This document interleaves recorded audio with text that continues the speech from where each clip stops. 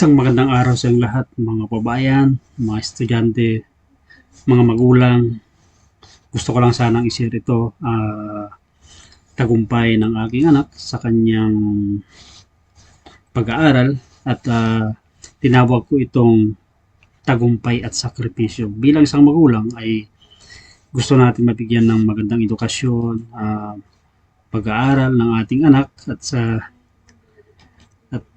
bagkus ako ay malayo sa aking pamilya, sa aking anak ay ginawa niya, ginampanan niya yung kanyang side para sa ganun makapagtapos at ngayon April 7 ay siya ay nagtagumpay at pumasa siya sa board exam bilang civil engineering at proud ako na siya ay nagtapos sa St. Mary's University, Bayumbong, Nueva Vizcaya. So gusto lang sana i-share to dahil tulad sabi ko, tinawag ko itong tagumpay at sakripisyo. Dahil malayo ko sa kanila, nandito ko sa ibang bansa, kailangan kong magtiis, magtiyaga kahit sila para sa ganun matustusan ko ang kanilang mga kailangan para sa kanilang pag-aaral. So bagong lahat, ako pala si Ronnie, kasalukuyang OFW dito sa bansang Kuwait. At pasupport naman channel ko, like, share, and subscribe. Tulad sabi ko, tinawag ko itong tagumpay at sakripisyo.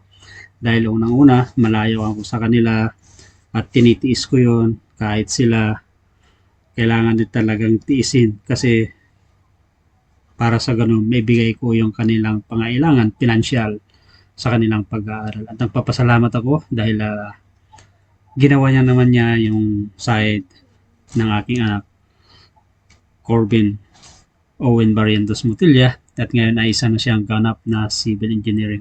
I'm proud of you, anak, at be proud of you na taas no na ikaw ay nagtapos sa St. Mary's University dahil take 1 lang yung board exam mo ay naipasa mo. So gusto ko lang i-share to katulad nung graduation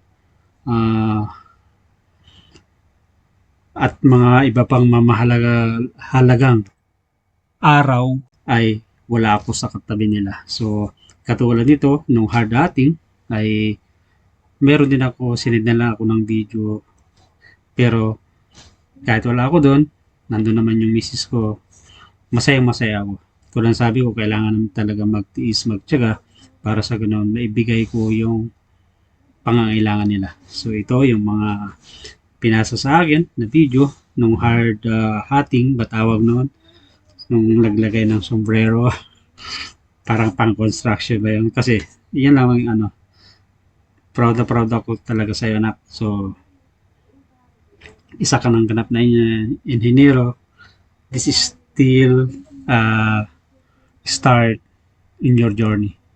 Good luck at samahan niyo ako, panoorin natin yung mga iba pang videos na pinapasa sa akin na ginagawa kong inspirasyon. Para sa ganon, kailangan talaga magtiis at magtiyaga para sa ganon may bigay ko yung kanilang mga pangangailangan. So let's go, panoorin natin yung iba.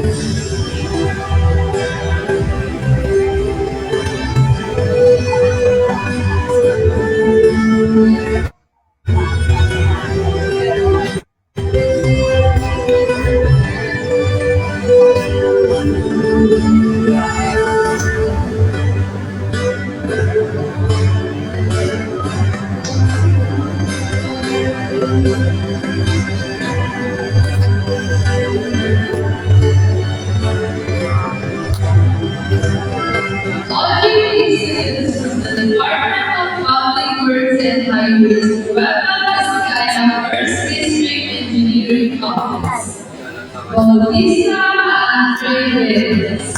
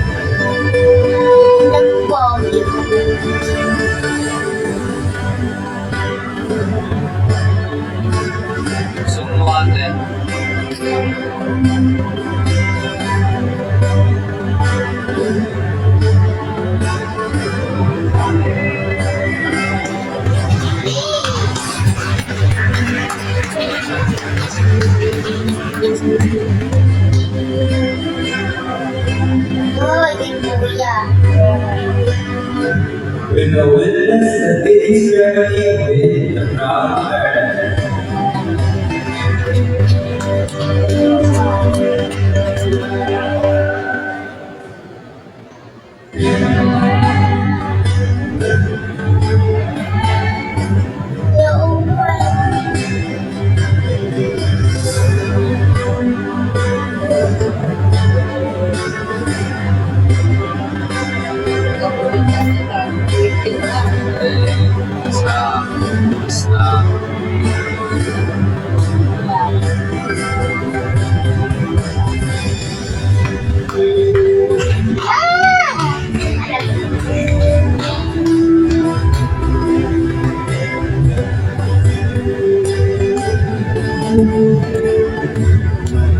Outstanding students from the Department of Public Works and Highways, Guadalupe Vizcaya Second District Engineering Office, Gonzales Kimberly Joy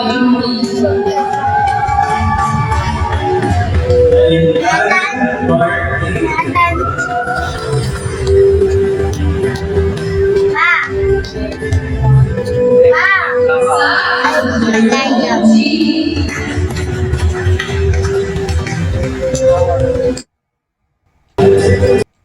So, yan yung hard hatting, paglalagay ng kanyang sombrero. That's yan ay nung last year. So, ito lang sabi ko, wala ako doon. Yan yung mga isa sa mga importanteng na dapat andun sana yung magulang, pero tulad ng sabi ko, andun naman yung misis ko. Salamat. At sa kanila ng pagsusuporta ay sinamahan nila kasama yung dalawa ko pang anak. So talagang kanyan, mga kababayan, mga OFW, mga estudyante, kapag kayo ay mga magulang na mayroong importanteng bagay na hindi sila makaka-attend, ay huwag kayong magtatampo. Dahil ako bilang OFW, alam ko kung ano ang hirap na nararamdaman ng isang magulang kapag malayo kayo, malayo sila, tulad ko, kapag may mga importanteng bagay, pero kinakailangan kasi para sa ganoon, may bigay namin yung pangangailangan nyo, financial, para sa inyong mga pag-aaral. Tulad ko rin, ganyan din yung doon sa anak ko. So, make it a value of them. O huwag kayong magagalit sa kanila, huwag magtatampo kapag di sila maka-attend. At kung sa mga importanteng araw na dapat ang magulang ay sana sinasamahan kayo. So, okay. So, pero ako, masaya-masaya ako. Of course, I'm proud to be the father of my son, kay Mrs., mga anak namin, tsaka dahil full support naman nila yung kuya nila, anak namin. So, let's go. So, yan yung hard hatting. So, nung graduation, hindi naman ako nakauwi kasi sa maraming kadahilanan. Tulad ng sabi ko, talagang kailangan magsakripisyo. So, let's go. Ito na naman nung graduation. Kung minsan, sa graduation, masakit talaga na yung mahal nyo sa buhay, hindi makadalo, pero may mga dahilan. So, let's go. Samahan nyo ako ulit. Ito naman nung graduation.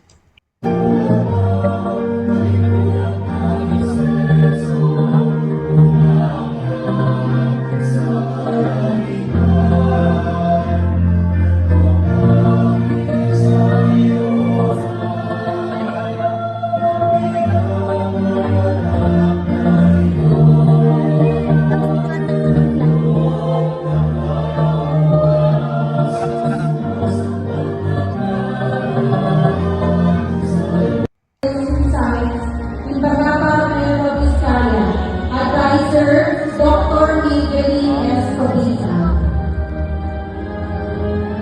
From the School of Engineering, Architecture, and Information Technology, Civil Engineering area. The award is given to Corbin Owen D. Manila and Francis Ira A. Valdez for the study entitled MFOB, Revolutionizing Urban Mobility with Mobile Flyover Bridge Solutions. Diba? Graduation talaga. Alam nyo ba na bilang isang OFW, nararamdaman ko yung nararamdaman ng ibang magulang na napakasakit na hindi maka-attend sa graduation, pero bilang isang OFW minsan yung sinasabi nga para sa akin na work is our priority kapag ikaw ay isang OFW, dahil di mo naman basta-basta iiwanan yung trabaho mo, dahil nga yan nga dyan ka kumukuha ng sweldo para sa ganun matustusan mo pag-aaral ng iyong mahal sa buhay. Napakasakit. Kaya tulad sabi ko, mga estudyante na kapag ang iyong mga mahal sa buhay, nanay, tatay, kapatid, ay hindi maka-attend sa iyong graduation at kung ano-ano pang bagay dyan na importante, kung pag yan ay nasa abroad, kailangan yung intindihin, dahil work is our priority bilang isang OFW. Hindi madali. Ang hirap maging isang OFW. Ramdam ko yan dahil naramdaman ko, pero kailangan namin magtiis, kailangan ko magtiis para sa ganun may bigay ko yung pangangailangan nila, pinansyal. Kaya tulad sabi ko, huwag kayong magtatampo sa iyong mga magulang, mga kapatid kapag di sila nakadalo sa iyong mga graduation. Mag-aral kayo mabuti. Gawin yung inspirasyon niyan. Para sa ganun, magtagumpay kayo sa inyong buhay. Magpasalamat kayo dahil nagtsatsaga yung magulang nyo kapag malayo sa inyo, nasa abroad, dahil ginagawa niya lahat yan para sa ganun mabigyan niya yung pangangailangan yung pinansyal. Raymar J. Edwin Yoda, Dipu Pilino. Corbin Owen Barrientos Monilla, Bagaba, Bronze Medal Loyalty Award. Lizel Camponio Ortiz, Bamba, Silver Medal Loyalty Award. Di ba? Napakasakit na hindi maka-attend yung mahal nyo sa buhay, pero kailangan talagang magsakripisyo. Again, huwag sasama ang yung loob.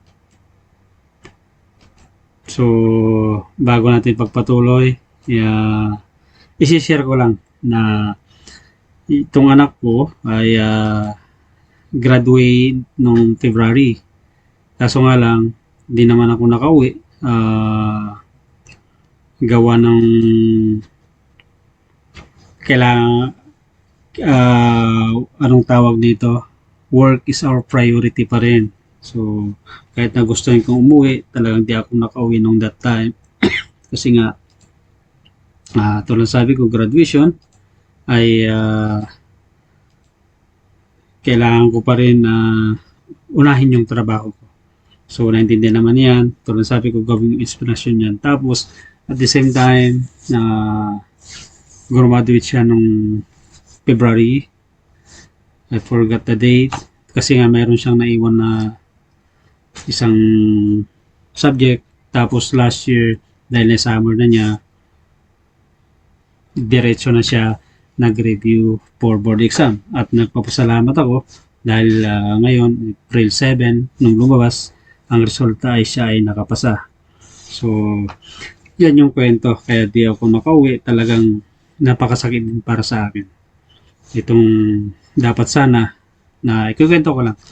Uwi ako ngayong before siya mag-board exam. Kaso nga lang, meron yung mga bagay-bagay na nangyari na di maganda dito sa gitnang silangan. May tension, walang sinarado yung mga airspace, kaya sa ganun, di rin ako nakoy. Pero, bagko sa likod niyan ay ginawa pa rin inspirasyon ng aking anak, ang aking pamilya, para sa ganun. Siya ay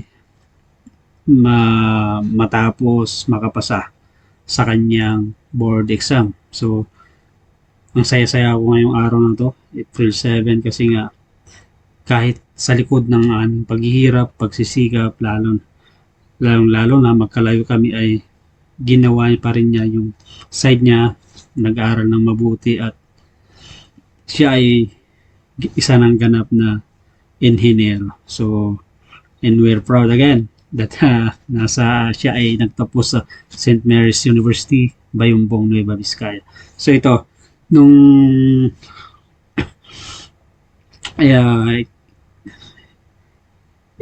hinihintay na namin yung resulta, ito na siya. Kaso nga lang, walang boses, na-record ko lang siya. Okay, share ko sa inyo. At ito na yung pinakakaintay namin lahat dahil nga tulad sabi ko, hinihintay namin yung resulta ng kanyang board exam. At actually, April 6 ay nakantabi na kami. Nakantabi din ako. Naka-open yung laptop ko na yung website. Ang nakalagay lang doon is 99.9%. Ayan. Noon nga, nung tinawagan ako, ayan na siya. Mangiyak-iyak na siya. Dahil in-inform din daw siya ng kanyang kaibigan dahil tulog din daw siya kasi ang alam ko di rin siya nakatulog nung that night 6 ng gabi. Siyempre siya excited, intense, niisip yan, mangiyak-ngiyak na. So nagpapasalamat ako, pati ako masayang-masaya ako, naiyak din ako yan yung pagkakataon na yan. At yan na yung pinaka masayang araw no simula nung siya ay nag-aaral kasi nga yan na yung nakuha niya yung kanyang lisensya na inaasam-asam sa likod ng kanyang paghihirap, pagtsatsaga, pagre-review, pagpupuyat, lahat ng sakripisyo. Yan, mangiyak-ngiyak na yan na nakita yung pangalan kasi sabi ko dahil nung tinitignan ko is di ko mahanap nung una. Kaya yun sabi ko sa kanya, tignan ko yung pangalan mo, kaya yung pinakita niya. So, tulad ng sabi ko, mga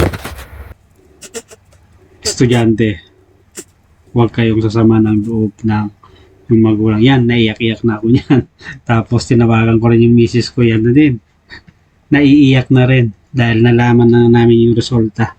Kumbaga, alam mo ba yung tears of joy nararamdaman namin? Kasi nga sa likod ng aming pagsasakripisyo, pagtsatsaga, lalong-lalo na siya, yung anak namin. Siyempre, marami siyang sakripisyo na ginawa. Pagpupuyat, yan. Pati yung misis ko, yan, mangiyak-iyak na yan. So, yan, tinawagan ko ulit yung anak ko dahil sa tuwa ko. Dahil, of course, bilang isang magulang, yung sakripisyo niya, yung pumasa na siya, masayang masaya kami. Lahat kami. Dahil of course, yan na ay kanyang tagumpay. Pinaghirapan na talaga yan. So, again mga estudyante, mag-aral kayo mabuti. Kung kayo ay pinag-aaral ng yung mga magulang. Kung yung magulang nagpapaaral sa inyo ay isang OFW. Buhay OFW, napakahirap. Yan ang totoo. So yan, yung sabi ko, mangyak-iyak talaga yung anak ko. Pero kahit ako, nung time na yan, sorry, of course, masayang masaya kami. Tears of joy, ika nga. So, kung kinikwento ko, nagtatanong ako, kumusta naman yung mga kasama mo, kaibigan mo, kung pumasa din siya. So, yan. Talagang ganyan ang buhay ng mga kababayan, mga ka-OFW. Minsan,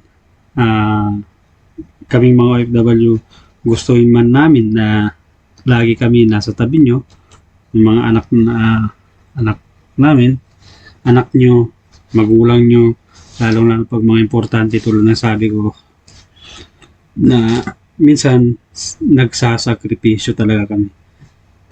Kasi kailangan talaga, work is our priority pa rin. Yan ang isang kataga para sa isang OFW. Kaya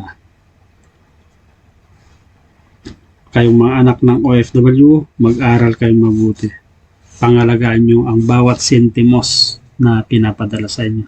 So yan, yung time na talagang masayang masaya kami. Dahil sa loob ng ilang buwan na kanyang pagre-review, simula ng October, if I'm not mistaken, then nag-board exam sa March 26 at 27. At sa Baguio siya nag-review. Pero April 7, 2026 ay isa na siyang ganap na civil engineer. So again, papasalamat ako kanyang hard work, ginawa niya yung side niya para sa ganun ay siya ay pumasa. So ito yung pangalan niya. At tinatanong ko sa kanya, tingnan ko nga. Tapos tinignan ko rin sa website ng PRC at saka dun sa eskwelahan nila, SMU, St. Mary's University, as andun nga. Tingnan natin.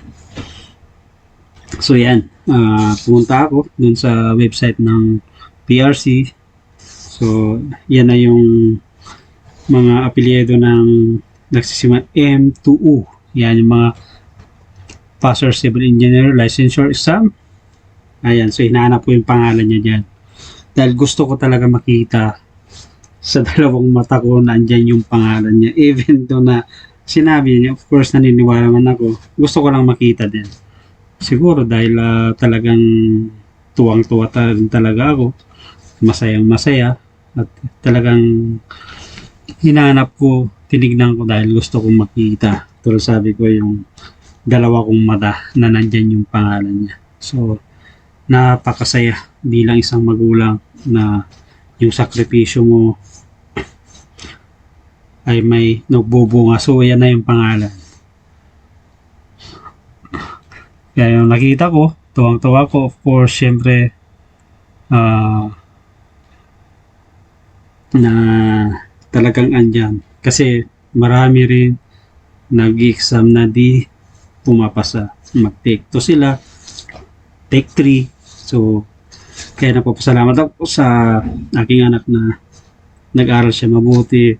Para sa ganun, nagawa niyang take 1 lang ang kanyang board exam. So, pagkatapos niyan, pumunta rin ako sa kanilang eskwelahan. Ito, tinignan ko rin sa SMU Civil Engineering. So, tinignan ko rin, nandyan din yung pangalan niya. So, di ko lang alam kung ilan sila nag-exam galing sa St. Mary's University. So, napaka Alam mo ba yun? Yung napakasaya bilang isang magulang at saka proud. So, congratulations sa mga Paano nagakas? mga nagtapos bilang isang civil engineering sa licensure exam na ito. So, pagkatapos yan, kinuntak ko rin yung misis ko dito. Usap kami ng Ilocano. Okay, so i-explain ko na lang kung ano yung mga pinag-usapan. So, yan. Pagkatapos nung sorry. Nakay.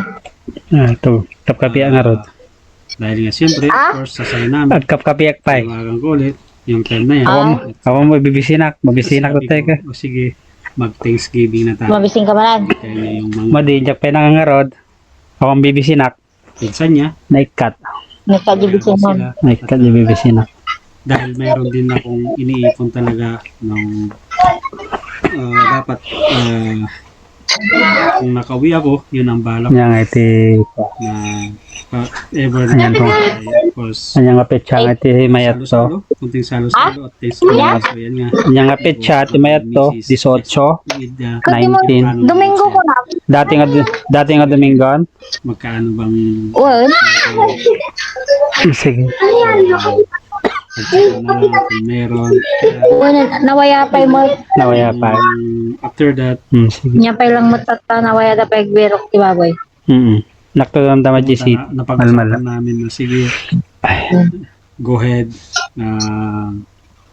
Turn out ado daw kaunan. Nantado. Imbitahin Bumati mo ka sinsin na. Una.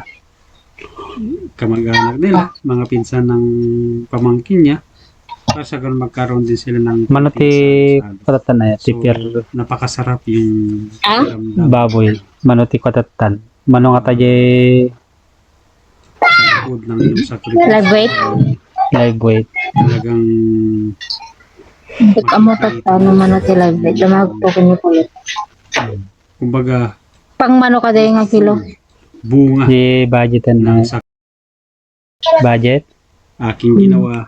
Well, naman na. Of course, sila rin sa kanilang side. Pang BND, ti mga laki ito ti gulay-gulay lang Lalo nga dun pa. sa anak Nayon namin, ano ko. dahil Salad-salad. nag-aaral siya mabuti. We proud of you, anak. Well, Jin. Ati katanga ko. Nalakalaka. Pagbukiin mo. Jin. Tulad sabi ko, 2 by 2. kaya Mm. umpisa pa lang yan. Agpatak-patak tanto nga kita no. Ng iyong buhay. So, Wala ako lang. Ati kagod. Isa. talagang May isa. buhay. Minsan, kailangan mo magsakripisyo. Unan.